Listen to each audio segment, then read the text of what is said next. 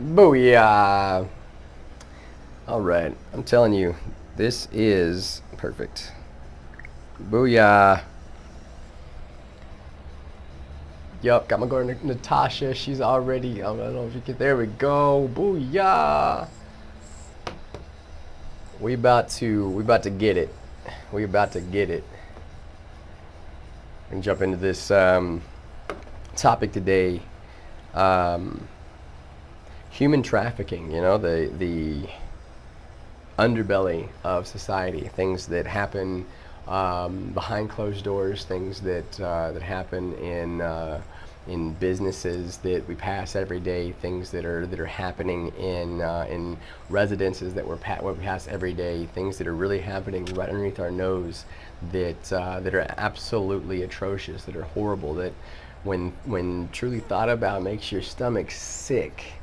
We're going to jump into what we can do to reverse that, to make a difference in that, and also share. Natasha's going to share what she's been doing to battle this horrible atrocity that's happening and been happening in our United States and globally for a very, very long time. So sit back and relax and enjoy the show.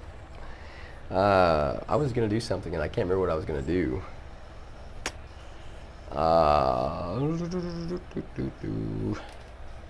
Yeah.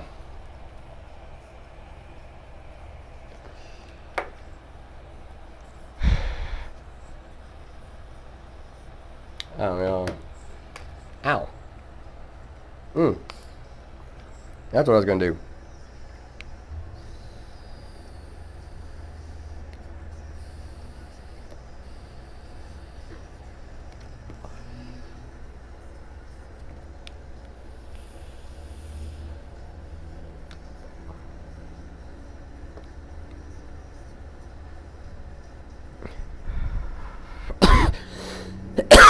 Yes, please.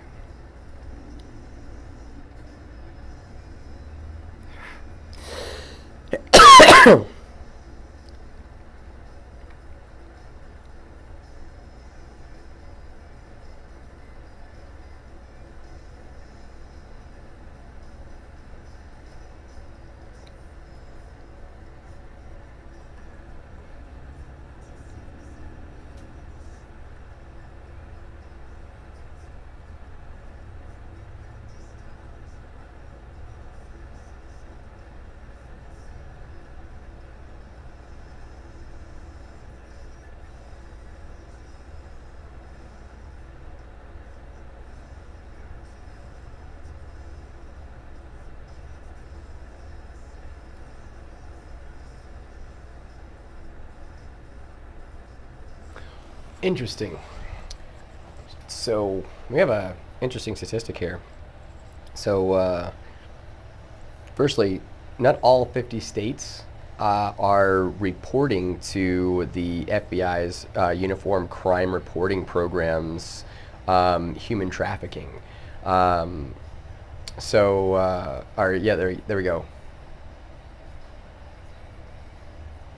Okay, yeah. Anyway, so there's not all the 50 states are reporting to the FBI's I guess human trafficking program, fight against human trafficking program. So there's only 47 out of the 50 states that are reporting this, and that's recent 47, because before it was only 37 in 2015. So 2015, that's pretty soon. That's pretty recent.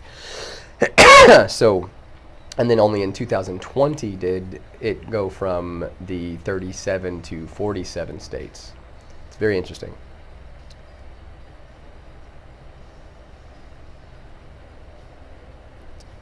The number of arrests reported for human trafficking involving involuntary servitude. So, and there's another interesting statistic. So, the number of arrests reported for human trafficking involving involuntary servitude increased from 66 in 2015 to 146 in 2019. So there's an increase from 2015 to 2019. What time is it? Okay, 56. Then we go to the arrests in or it declines after 2019, declines from 146 to 92 by 2020. Still 92 arrests. You got to think each one of those arrests could very well be responsible for multiple victims. So I mean, let's just say every one arrest has, let's just say, 3 victims. So multiply 3 times 92, 3 times 147. I mean, that's a lot of people affected by these individuals that are being finally arrested. However, we're seeing an increase from 2015 to 2019, and then a decrease 2019 to 2020. Why is it increasing? What's going on? And what was the reason for the decrease? That's what I want to know, because whatever they're doing to decrease it is what we need to do more of, right? In theory.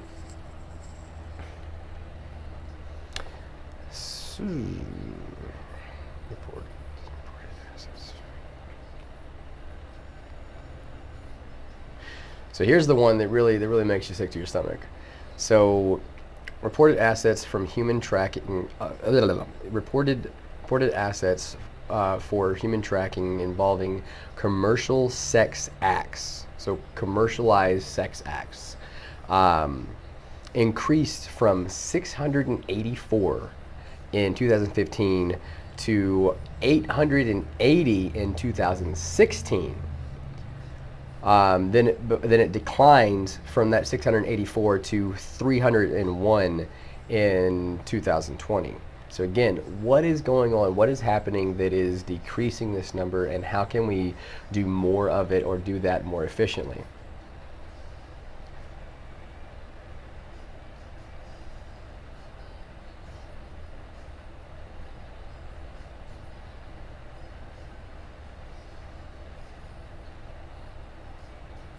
So here's an interesting statistic as well. So from 2011 to 2019, the number of defendants charged with human trafficking in cases terminated in the U.S. district courts increased by 79%, while the number of defendants convicted increased by 80%. The number sentenced to prison increased by 82%. 32 states reported at least one human trafficking offense to national correction reporting programs in 2019. So 32 states reported at least one. Among those states, 614 state prison admissions. So 614 state prison admissions in 2019 were for human trafficking offenses. 614. Again, I can't help but think that 614 individuals that were charged, convicted, and sent to prison, how many of those individuals, like how many people did those individuals impact, and what is happening for those individuals? Are they receiving the adequate support that they need to heal, to reconnect with who they are after such a traumatic experience? What's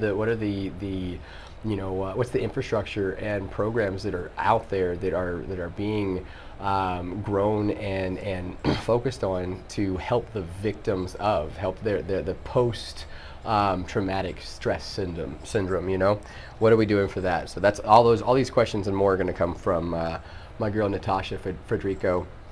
So stay tuned.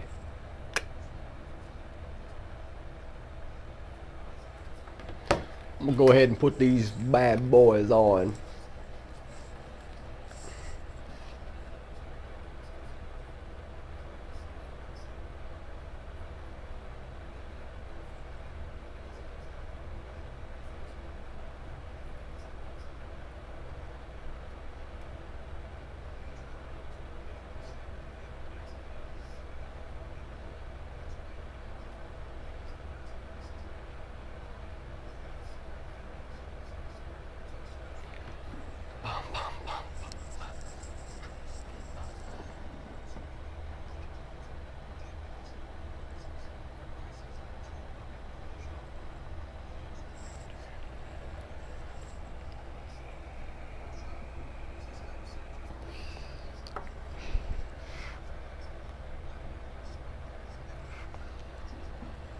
Yup, it's about to go down. Oh my goodness. Yup, it's about to happen. Guys, you don't want to miss this one. Step into the world of human trafficking and what we can do to help stop it. Anyways, check you out in like 3 minutes. Yeah, 3 minutes. See you soon. Hybrid Life with Coach Greg right now. Love y'all, and there's nothing you can do about it. Yep, it's about to happen. Guys, you don't want to miss this one. Step into the world of human trafficking and what we can... Yep, it's about to happen. Guys, you don't want to miss this one. Step into the world of human trafficking and what we can do to help stop it. Anyways.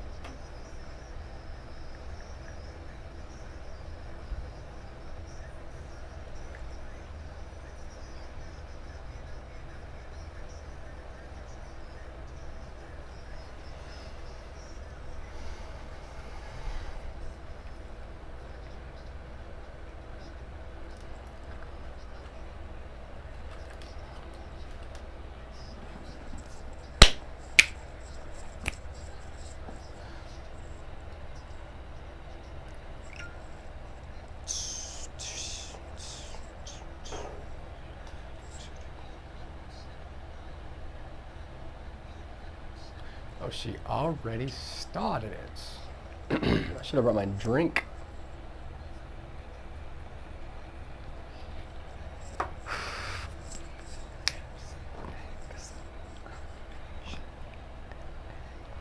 I'm on vacation. Don't like your life, then you should go and change it. I'm on vacation every single day. I love my occupation.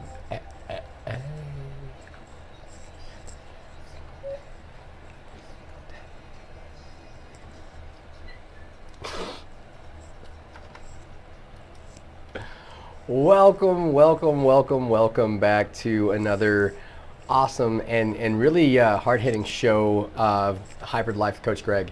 So I want to introduce my returning guest for tonight, Natasha Federico. So she's been on before talking about a lot of her fitness journey, her fitness business, how passionate she is about helping individuals truly reach their goal, truly reach their potential, as well as her life coaching business thriving as it is.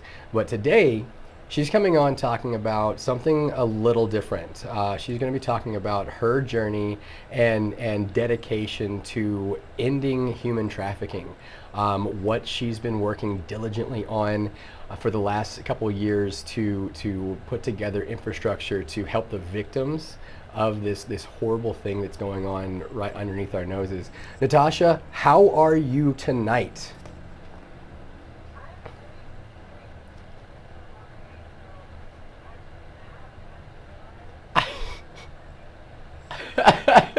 Your makeup done shifted. It's okay. So Natasha, first off, thank you so much for coming back on the show. It's wonderful being friends with you. We've been friends for a long time, all via the internet. So I want to just go ahead and yeah, I know, right? One day we'll meet in person. One day, but you know. I want to just go ahead and dive into this and ask you. So, what is your connection with the dedication that you've shown with stopping child or human trafficking and that kind of thing? What is it that's connected to you that makes you want to go so hard in righting this wrong? So, and this is a question that I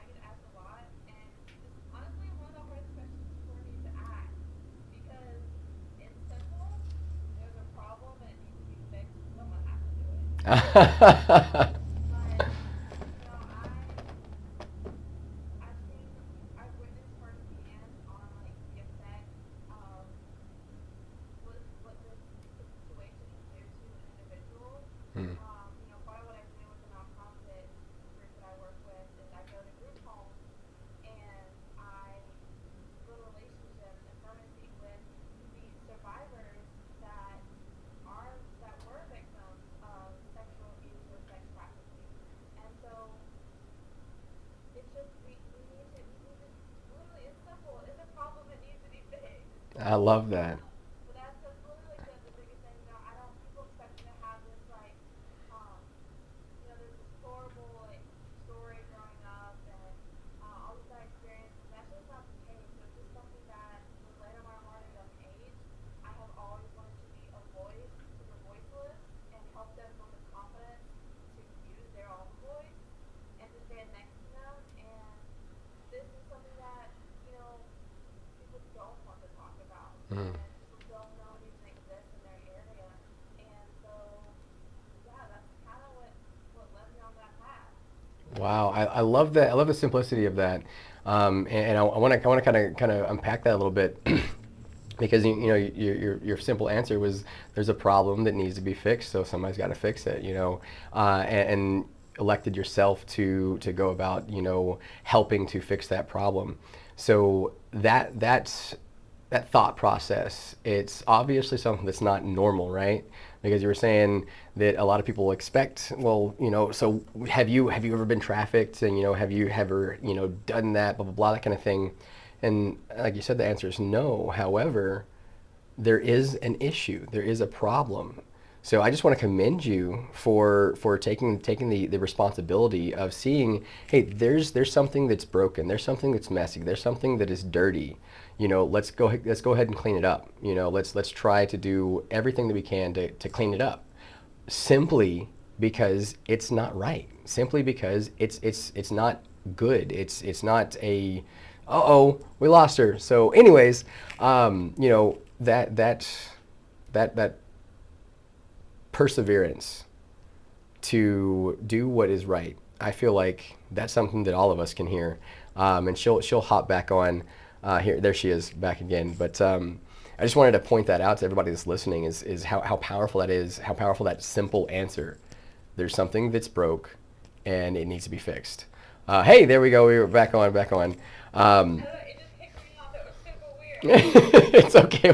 We're back. There's always some kind of like little bugs or whatever, ghosts in the shell, if you will. All my anime fans out there. Anyways, so so you were talking about the nonprofit that you work with.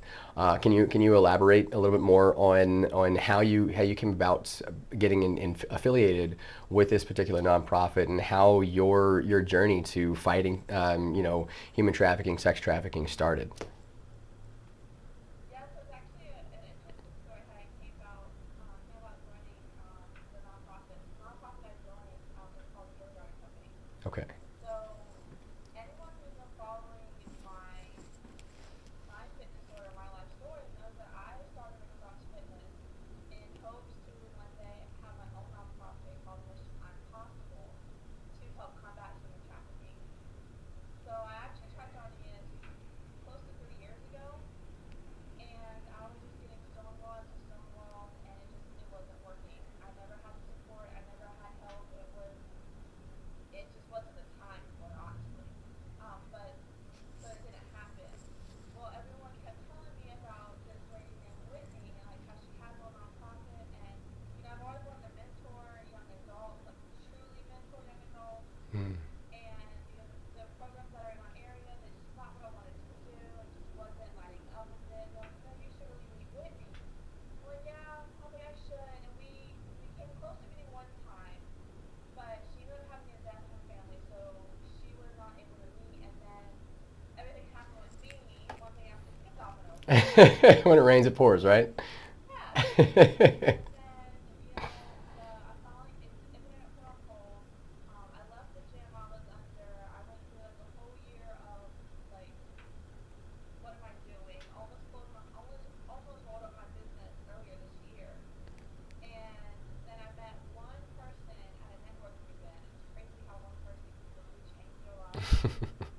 So I met one person at a networking event, and we went to another networking event together. And then we were talking, and she knew what I wanted to do and everything. And on the way to on this networking event, she was like, "Hey, I think Whitney is a part of this networking group." I was like, "No way."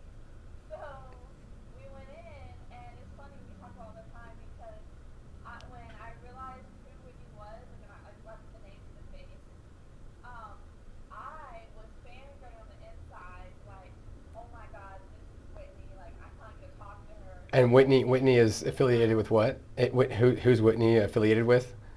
so Whitney's the owner of Gilead Company. Oh, so she's the big the person, wears the pants, huh? She's the founder, she's the director of it. And but while I'm fangirling, but I finally get to meet her, uh, she's over here like, "Oh my God, please don't have me do a push-up. Please don't have me do a push-up." So it's great. And we talked after that meeting, and it was just immediately we clicked like that. And so she brought me on board. Went through the whole background check interview process like normal. She brought me on board, and so I wear a lot of different hats in this program. Hmm. So one, I am the currency mentor coordinator. So what that is, well, a little bit about Gilead Company first. We are a nonprofit that works with young adults that age out of the foster care sector from ages 18 to 21. We help them establish independent teams, teach them life skills, and build their own housing. And we teach them how to be a successful adult. Hmm. I love Off that. the street. It reduces our homelessness in our youth. And we service the entire state of Georgia. Well, what makes us like super special is that we pair all of our adults with a permanency mentor. So what that is, it's there for everybody. So it's literally, it's almost like being adopted without being adopted. You're gaining another sibling. Like I have a young adult that's a sister to me. Hmm. And I have a young lady that I mentor. She just turned 21. She's about 20. And so, we build this kin-like relationship to where we're there for these young adults to celebrate their wins in life with them, but also to be there and to support them and guide them through the lows in life. Hmm. And so I am the coordinator for that program, and then which kind of goes hand in hand with our permanency mentor or our Mission Impossible Club. So talking with Whitney and told her what I wanted to do and all this and third, and I literally like took my entire like pitch deck and I just handed it over to her, all the research and everything. And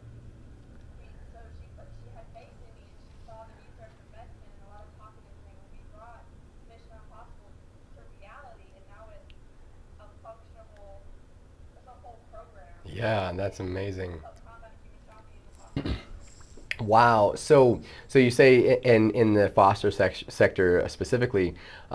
So with what Gilead and Company does and your permanency program that you are running, how does that kind of go in with the human trafficking? What is the connection between those two?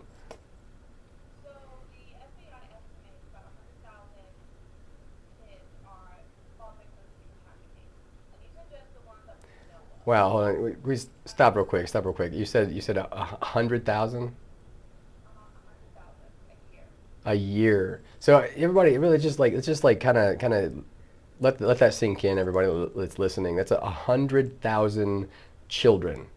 Okay, Every so 30 seconds, one child is sold into section or into trafficking. so that's again sold. I mean, this is a monetary gain for the people that are running these organizations that are taking children from their families, or children that don't have any families. Children that don't have anyone. And these are often the children that are preyed upon. So everybody just like allow that to sink in, and how real that is, how that is actually happening in our communities. Like that to me, that makes my stomach hurt. I have kids of my own. I have three boys of my own, and that makes my stomach sick to be on the parent side of that. I can't even imagine being on the child side of that. You know, so go back to what you were saying. I just wanted to stop and really let everybody feel the gravity of that. That's a incredibly horrible thing that is happening right now. Yeah, it is pretty bad, and sometimes it's very overwhelming. And there's nights where I don't sleep. But out of those 100,000 victims, 60% of them come from child welfare. Wow. So it's 60% that um, have no one in their corner.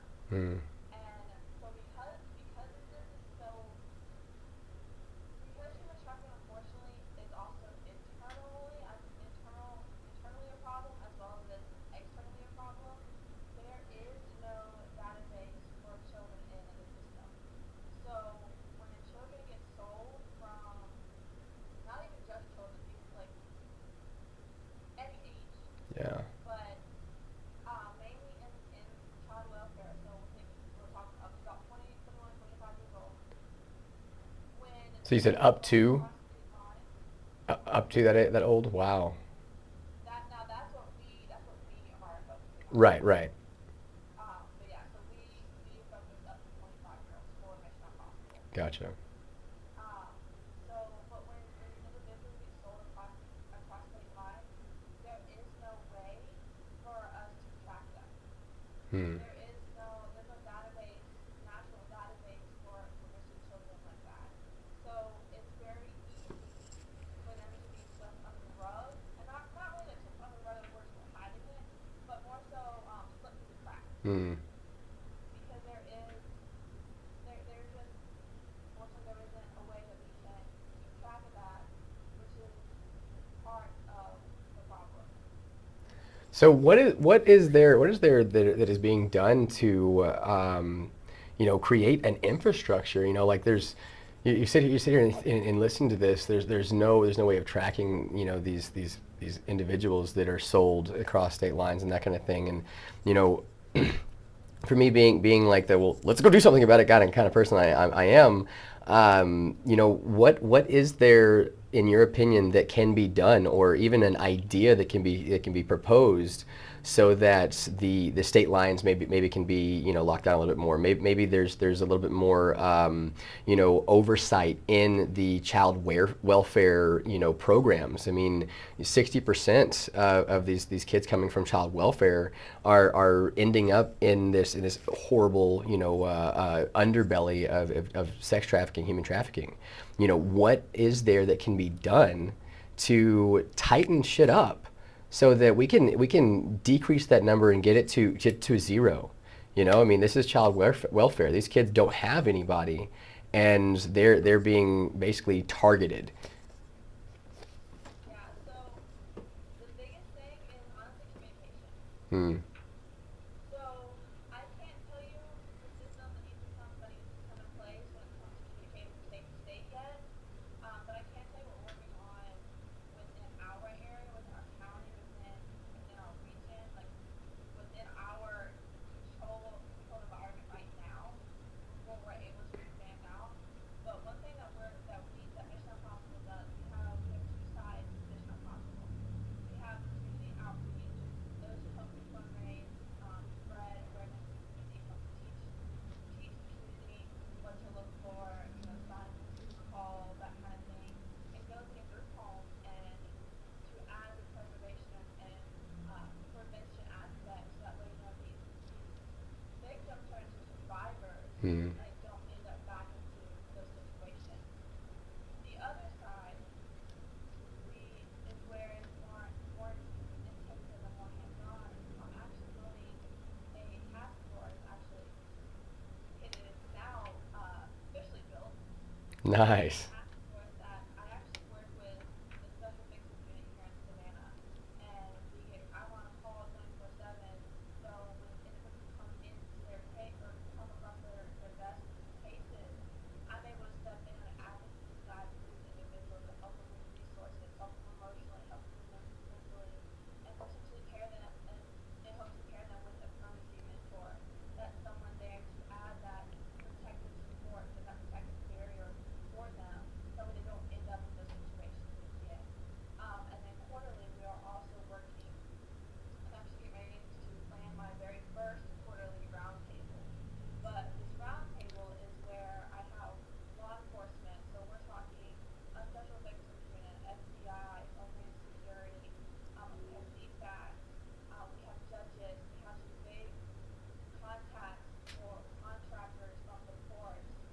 Mm. the third largest port in the country and the largest on the East Coast. So we have all these key players that literally we're sitting at a table and we just have this open communication.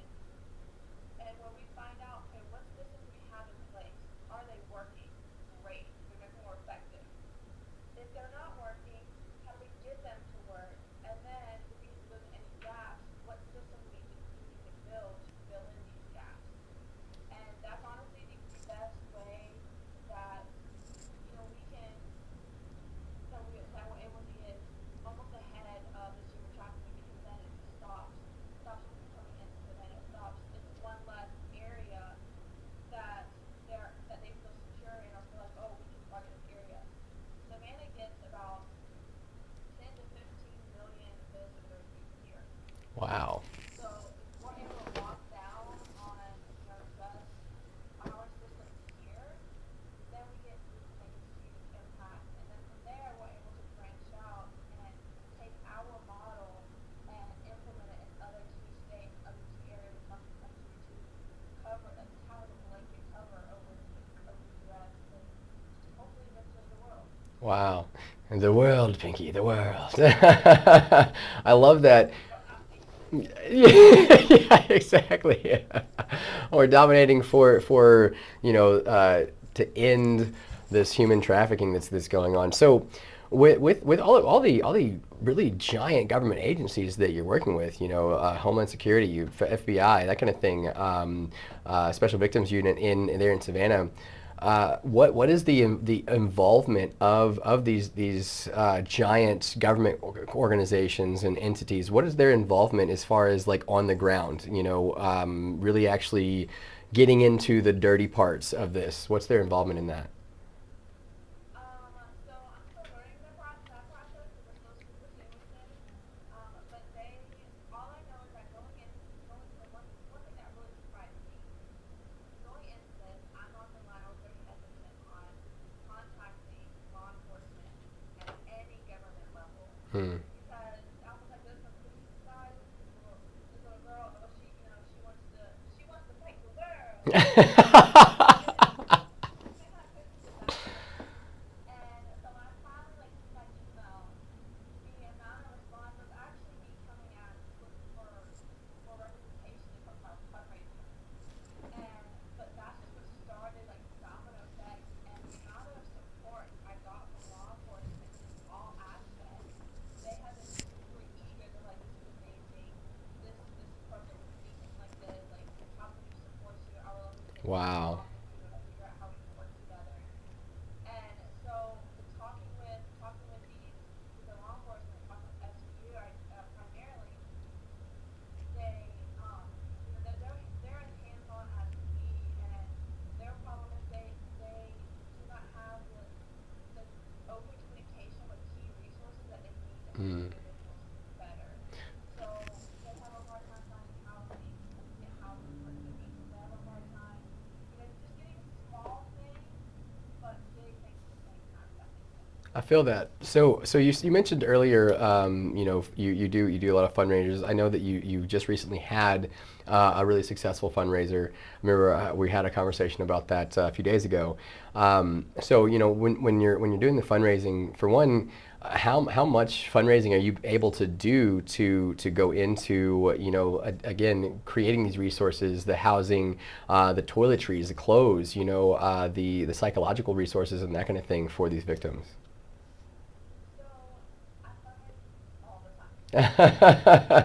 So there's another big fundraiser that or key way for us to take in some monthly donations that we're hopefully working on. So I don't want to spoil that and it doesn't fall through. Right. I'll be able to update you on that. But so I am hosting we are hosting a big fundraiser quarterly. So we just had our first one last Sunday, 2 Sundays ago, and absolutely amazing. It was more than I could even fathom. That's amazing. And so it gives me a good idea on how to push it and what to do for this next one. And we are not going to do another big one for the rest of the year because we're going to the holiday season. Mm. And we're going to host our biggest fundraiser of the year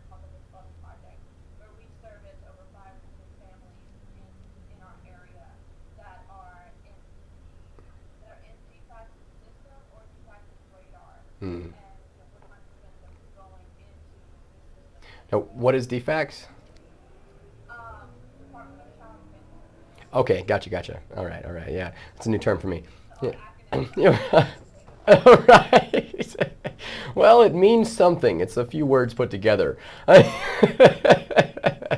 That makes a whole nother word. Yeah,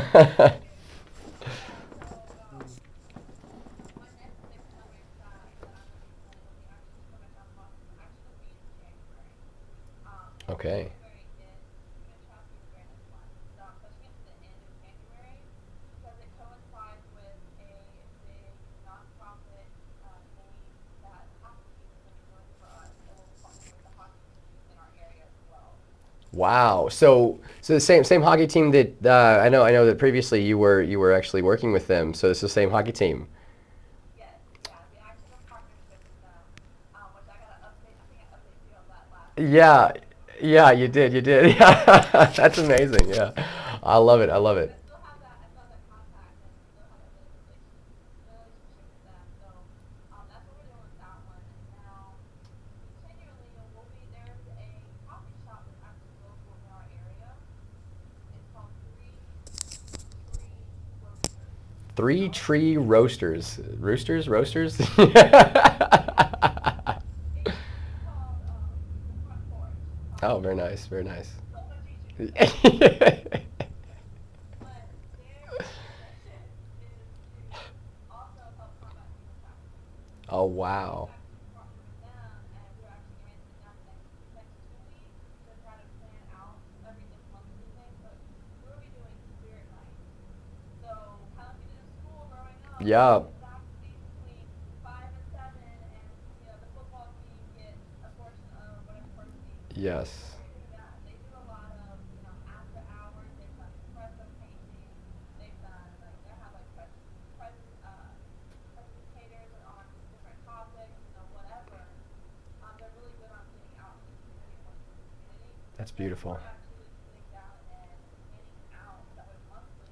We have a spirit night with them, and I'll be going, doing a small presentation, potentially having some resources come out and talk about some things, and just spread awareness, spread education, and then a portion of those will come in, and a lot of that, some of those actually go towards the background check that all of our task force members will be getting. Wow. Because in a Mission Hospital, Gotta have working with back on track. Yeah. individuals is super touchy, so I'm gonna need everyone to make sure Right. Uh, I love that you said that. We're actually about to to break. So when we come back, we're going to talk a little bit more about what you can do, what everybody can do right now to help fight this battle. Be back in a few. Love y'all, and nothing you can do about it.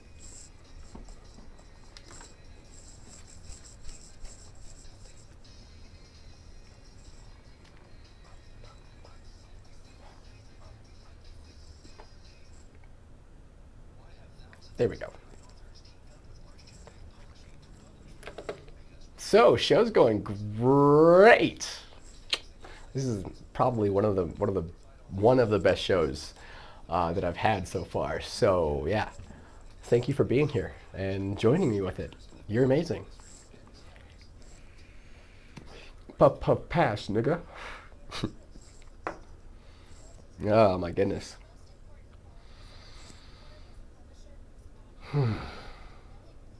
This topic does make me feel kind of heavy though,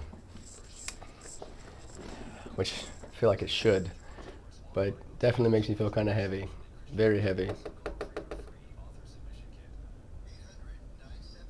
Because it seems like such a big problem, such a huge, scary monster. Um, that it's like, how do we come against this? How do we change this? But I know there's a way, because where there's a will, there's a way. It's got to be. These people that are victims of this horrible practice deserve it. Deserve for us to at the very least try, at the very least come together, at the very least damage the infrastructure of human trafficking industry. I mean, definitely call it an industry.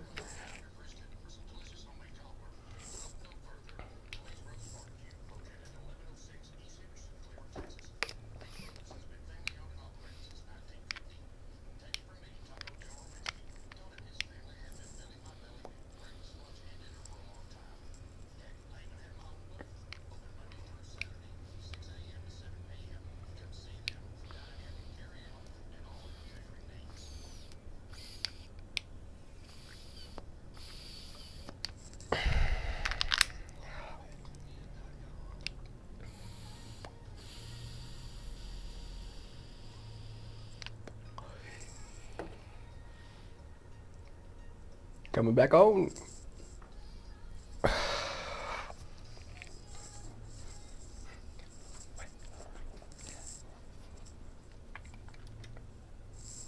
Welcome back to part two of the Hybrid Life with Coach Greg and Natasha Federico. Real quick, JOCO Community Radio is proud to be the voice of Johnson County, Texas, and is live 365 on the TuneIn Radio Network. To listen or watch, simply go to tuneinjoco.com to choose where and how. The JOCO Community Radio app is now available for free on Android and on Apple devices. Simply search your store. Check out our lineup and more on jococommunityradio.com. This episode and more brought to you by Patriot Claims, making your insurance work for you. Reach out to your Texas sales rep, Nona Reed, at 844-839-4245. Again, that is 844-839-4245. Guys, thanks for coming back on for the part two, the second half of this awesome show. If you're just now joining us, we've got my really good friends and absolutely incredible woman, Natasha Federico, telling us about her mission to stop human trafficking, to work with even the highest of law enforcement, the FBI, Homeland Security, to end this horrible thing. So we're going to jump back into it. We're going to talk about some things that we all can do as a community. Now, I know that a lot of my listeners here are in Texas and Natasha's in Georgia, but this is something that is nationwide, worldwide. So Natasha, what are some things or some points that you want to point out of how you are helping your community kind of be more aware, things to look for, ways to keep your children safe, that kind of thing? Well, the best thing is education. So there's a lot of things that you need to watch out for. And the biggest thing outside of education, just be supportive and actually love your kids, the kids around you, your neighbors. If you just love each other and just watch out for each other, then you'll be less likely to end up in a situation where you find yourself in trafficking. Um, and talking with someone who's survivors and victims, that's the one thing that led them into that situation. They never had that support system. Because if you have someone who checks on you periodically, randomly, no consistent or no regimental basis, and it's just sporadically like I'll come and I'll check on you tomorrow morning or this evening, or there's no schedule, you are less likely to be the target for trafficking. Whereas if you don't have anyone that is checking on you, that is there for you, that is your support, or that will come looking for you or fight for you, then you are very susceptible to falling into a situation where you are likely to be trafficked. Um, and you know, I don't want anyone to think that this is just a one particular demographic or one particular group who gets trafficked. It's not just females, it's men, it's boys as well, and it's any race, any age, any demographic. It literally can happen to any of us. Mm. So aside from that, the best thing for community is, teaching our kids starting at a young age that no means no. Do you feel uncomfortable to tell an adult?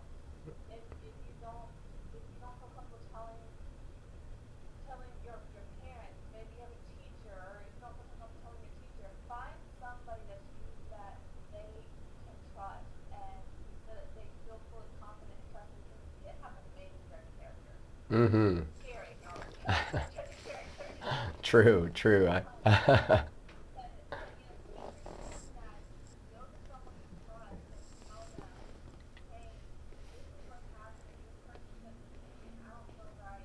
This is going on, and just start that communication, that open communication with children at a young age. Absolutely. Young to know what right is right, what wrong is wrong, and what no means no, and yes is yes. Absolutely. That reminds me, I like I said in the first half of the show, I have three boys. and have my recent ex-wife. I had six with her, so I've had a lot of kids, and kids are very very very important to me. That's the next generation. Cultivating loving adults is very important to me. So with my kids, since they were tiny, since they were little, it was having conversations, the conversations that some would say were adult kind of conversations, talking about very very uncomfortable things, such as the dangers of someone. There are people out there that want to take you from your parents, that want to harm you in lots of horrible ways. Um, you know, Educating my children about that from a very young age, not in a fear-based kind of way, but more so in a awareness. Just like there you have light and you have dark. Without one, there can't be the other. You have great people out there that are absolutely unconditionally loving. You have people that are doing things like you and I, but then you have the transverse. And I feel like it's very important to be honest and truthful with your kids and say, there's a yin and a yang, and there are people out there that do want to do nothing more than to hurt you. So and kind of teach your kids how to feel that, how to feel. You walk into a room and you feel that one person that's off, the hair on the back of your neck stands up. You kind of feel that sick feeling. Helping raise your kids with kind of listening to that inner intuition, that inner, if you're speaking scientifically, that primal instinct of fight or flight, that primal, like, there's something wrong with this situation. I don't feel good about this person. And that person might not have done anything, but being confident enough to, I feel this way, here's what I feel, and then do something about it. Leave the situation, talk to an adult, that kind of thing. So important that you don't teach your kids to children to be seen, not heard. Teach your kids how to articulate their thoughts, so they can articulate the way they feel, so they can sense and be aware. Right. And also, I would even go so far as, to even start teaching them how to walk into a room confidently. So 100%. you see someone make that eye contact, that you recognize that face, you put to memory key things about their facial structure, and we look someone eye to eye, you are less likely to become a victim, because they want to go from victim to I'm not going to fight. Exactly. Oh, Um, such a powerful point. Wow. Yeah, and but then also, like, just like literally just become that protective barrier, and don't selfish your kids. Don't be opposite. But have those real talks, have those hard talks with them, Hmm. because that's honestly education and awareness is where it starts combating human trafficking in any sector. Um, Absolutely. it's the best way to stop it, because then a you do not raise victims, so that they'll look up and fall victim Hmm. to these horrible tragedies or situations. And they also are less likely to become perpetrators. Hmm. And because you can't have good without the bad, you can't have bad without the good. Right. Um, so yeah, education and love is the best way to help combat this.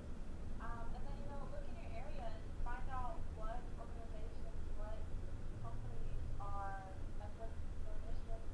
Who's helping fight this evil? Absolutely. And that's the biggest thing. And I know me, when I was looking to research, trying to find resources for the fundraiser. There's a lot of places that I didn't realize actually have been helping, have been standing side by side, and combating this. Like the coffee shop. I Yeah. go there all the time. I see the merchandise all the time. I just one day just happened to looking at it, and they had the Starfish Project up there, which is uh, a jewelry company that is their main focus, is to help survivors of human trafficking. And then Wow. it was just, I was like, oh, that's amazing. Let me get that kind of information. And then I found out about, then I had a meeting with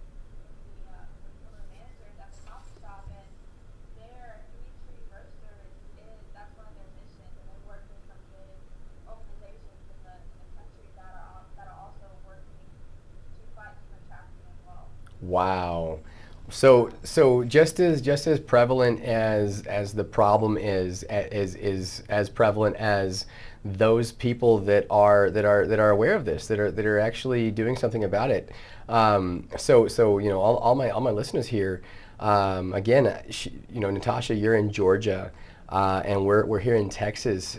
It kind of inspires me to do some research and to find out what local businesses around here are aware and supporting, fighting human trafficking, supporting victims and that kind of thing. So if anybody in here that is listening, or they're going to listen on the playback of this, if you own a business and getting into the fight is something that you want to do, or you are already in the fight and you've already been supporting, please comment, please reach out. I want to connect with you. I want to help this happen in Texas. Where I'm at, I'm sure that there's multiple organizations that are already very, very established. I'm going to find those. This is kind of like, oh, let's go fix this problem. Let's do something about it. It fires me up to imagine the healing that is available for those that can be saved from this, that can be, that can be saved from the rest of their life in servitude, in sexual servitude, and tossed out like a bag of trash. It makes my stomach sick. So if there's anybody out here that's resonating with it, please get in touch. Yeah, and even if if your business or your business that wants to get involved doesn't know where or how to get involved, you can even message me, and there's ways that you can become a Glitter and Company from a distance to help Absolutely. speed up the process effectively and efficiently. That way we can eventually branch out into other areas as well. So yeah, there's especially like what I mentioned earlier, the giveaways that have like donations and everything. I know Yes. that any business can help support no matter where you are in the country. Oh, that's amazing. So how would somebody that's listening right now, how would they get in touch with you or Gilliard and Company to become a sponsor, to support the cause? So you can either email info@gileadandcompany.org or Natasha@gileadandcompany.org. Okay, so it's info. Hold on, well, Mom. INFO. There we go. Oh darn! I can't type it in the comments. Anyways, I was gonna type it up, but I'll type it in the comments when we get done, here on the YouTube and on Facebook, and I'll definitely be posting the link to that. There's a link, correct, For what? I'm sorry. for to get in touch with Gilliard and Company? Yes. Okay. That was a great face, by the way. Deer in the headlights. Dun dun dun. My apologies. It's okay. The purple took over. No worries. Um, any of my social media, there's just all of the Glitter Company on my social media. You can go to GilliardandCompany.org. We have a Facebook page, we have an Instagram page, we have websites. Literally, there's I think the only social media outlet that we don't have is Twitter.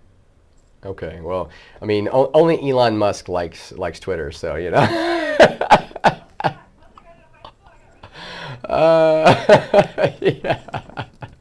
It's all about SpaceX these days. No worries. I have one more question for you, actually. So as you are developing, Mission I'm Possible, and growing and making your systems of helping the victims of child trafficking, of human trafficking, more efficient. What's the next step for you? The next expansion for you, so that can happen. So the next step, we're gonna fill in for your face. So the next step is like, so sad. Right. The next step, honestly, is having our very first roundtable. Gotcha. I have a few more meetings, initial meetings with agencies and key resources that want to be part of it to build that connection, build that gap, or bridge that gap.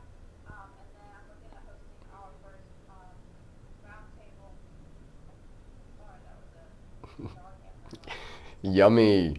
That's Oh always yeah, good. it's like already cooking started. So it makes sense. Thank you. Our very first job table where we have all agencies and all systems components in the same room. Wow. I am like in awe just thinking about it. I have been in cloud nine since the start of this program. Um, but yeah, so that's the next step. And I then love from there that. we'll be able to have more projection on where we can go, what needs to be in place, and we'll have more of an idea on where we're at. That's amazing. So, you mentioned earlier that you had, that like there was like kind of a housing issue and that kind of thing when you do have cases that come through. What is the current infrastructure for housing for people? Are they utilizing the same, like foster care facilities and that kind of thing that these kids are being taken out of, or is this a completely different facility? Um, Case by case. Oh, gotcha. So it really depends on the situation the individual is in. So if the individual is in the foster system or in the foster system, yes, there are group homes that we can automatically pretty much find they are being under the foster umbrella, foster Hmm. system umbrella. If they come in and they weren't in the system, which is not our system anymore, they were adopted or they never went into the system, then there are different housing that we need to find for them, and then any disability that this person has, whether it be mental or physical, then that goes to vary as well along with their age. Gotcha. So there's a lot of like unfortunate like red tape that kind of hinders a lot of things. It is needed, but also we're going to kind of figure out like bridge that gap between communication with agencies to better transition things. Mm. Do you feel like that all the red tape that has to be jumped through and that kind of thing? Do you feel like that, like all of it is truly necessary? Do you feel like some of it is kind of in the way of really moving forward with this? Yes, some of that I do feel like is in the way, and I am looking over to see can get rid of that level or that layer of red tape or to make it more conducive Hmm. to the situation.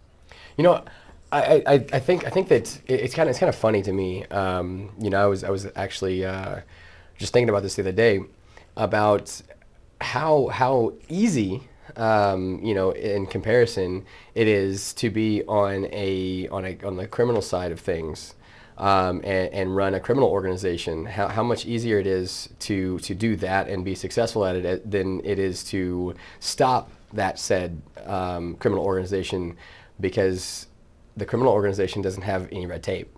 There are no hierarchies or politics to go through. If you want to do that, then you go just do it. Whereas on the other side, on the law enforcement side, on the side of good, right? It seems like there's so many hurry up and wait, hurry up and wait, hurry up and wait, while the chaos, the travesties are going on. They're not stopping. They're not waiting. They're not like, oh well, let's have this meeting and make sure that we do this and dot our i's and cross our t's over here and this. No, they're just doing it. So I feel like that's one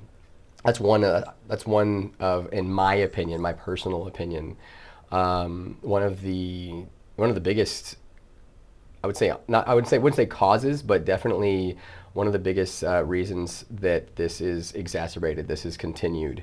Because, I mean, how can you catch up if you're always having to be held back and wait for the government to catch up?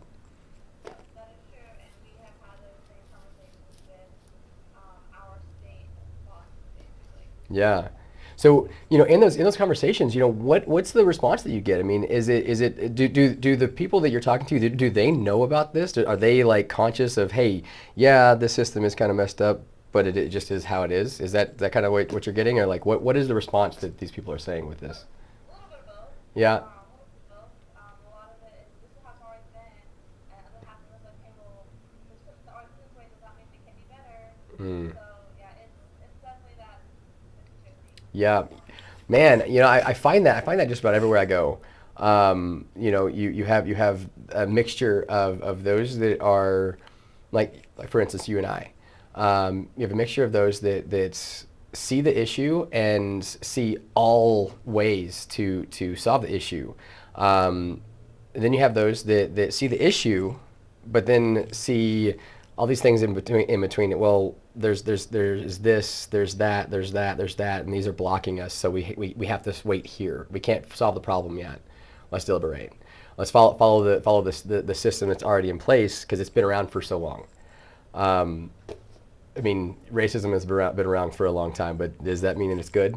You know, it's these things that have been around for a long time that have been, you know, written into law. I feel like it's blatant that those things that have been around for a long time are probably the things that need to be changed the most. In this case specifically, in all this red tape. So as you're going through this, how are you feeling personally? You know, how's that challenge personally being met with all this red tape, knowing how passionate you are, knowing what's going on right now? How are you dealing with that? I have my moments. Yeah. And yeah, I have moments. I definitely have times of like pure frustration and just pure like not defeat, but defeat. I feel you. Because I like me, I'm someone like, I mean, you know me. Like, Yeah. because if I have to, like, okay, well, I'm gonna headbutt this wall down. Yeah. Um, so, yeah, I am. I'm a very emotionally led person. So I do get frustrated a lot. But it doesn't frustrate me in a sense where I'm not going to do this. It frustrates me in a sense of, all right, well, this is a problem. Make note of this. Here's some solutions to do this. That way we don't come across this in the future. And that's really the biggest thing. And because I know that the frustration that I come with, or obstacles I come to, they're not a this is it. There is no other option. There's Hmm. always another option. So as long as I'm able to see that other option, or I figure out that other option, then I'm like, okay, cool. Like we go into we have our team meetings weekly, and I go in and I debrief with my team members, and we see how it is, and so because I'm still new to like the child welfare system and basically the government side of things. Right. Because I've never been in government. Yeah.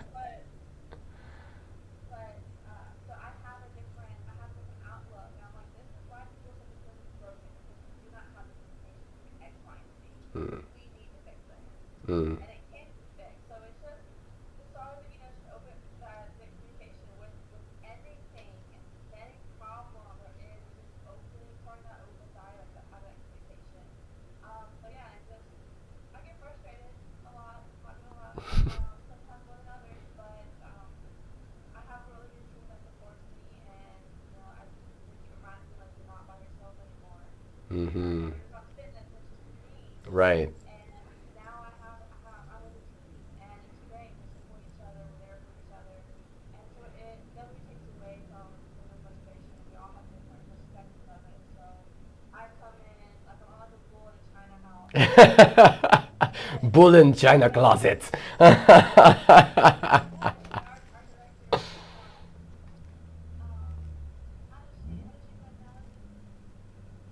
She's like she's the admin or something in the hospital setting. I forgot what it was. She like looks it all out, and then we have our head case manager. She's also our um, chief of staff. Very nice. She comes in, just bam, bam, bam, bam, and she's out. I like it. Yeah, and then like me, I'm thinking like I'm the EMS person that comes in with this like I've seen this shit. Like, Right. I'm shook. Like, I come in like, look, this is what I got. Like, oh my god. And then she just tells me out, and it's like, all right, feel your feelings. You ready to calm down? Like, yeah, I'm done venting. Yeah. I feel that. I feel that so hardcore. You know, just let me vent about it. Okay, I'm good. All right, we're good. We're good. I just needed to just release the pressure, and now I'm fine. I'm back. I'm back to normal. You know, I love it. So, None of that comes with like from debriefing. Like after every situation, we always debrief, mm, and they tell me all the time, like you have the best debriefs, and I'm just like, I just don't want to tell a story. I'm just gonna tell you all the facts, and I'm gonna tell you my feelings of it, and I'm gonna tell you like the side stories intertwined with it, and I'm gonna give you all the details. I love it. And you're gonna use your hands the whole entire time. Make some sound effects. It's gonna be a show. I'm actually working one of our team members is actually she's now my speaking coach. Oh wow, very nice. When it comes to public speaking, she's been on several TED talks and everything. She's also an amazing individual. She also has her own nonprofit that we partnered with, and she's also working with kids. It's called Blessings with Book Bag, Blessings and the book bag. she gives food to all the kids on the weekend to make sure they're eating and all this stuff. It's great. And Girl. she's coached me. She's like, bro, keep Uh, your sit on your hands. well, on that note, we're gonna have to take off. We're gonna have to come back with Natasha Federico. Thank you so much. I love y'all, and there's nothing you can do about it. Till next time.